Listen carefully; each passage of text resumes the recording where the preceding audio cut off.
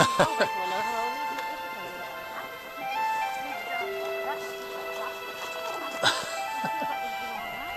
what? I think sliding down and pushing into the barrier would be alright. Different way of getting down. But here we go.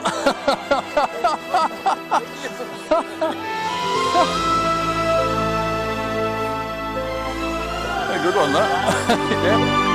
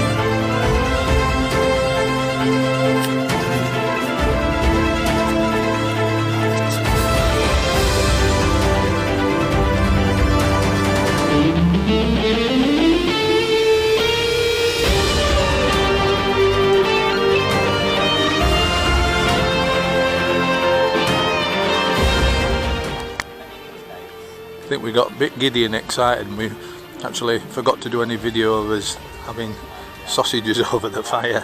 We've finished it all now, but I'll probably put some pictures on after this.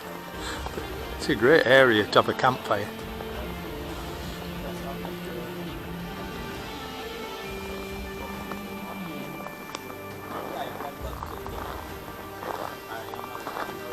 Yeah, they're just cooking theirs over there.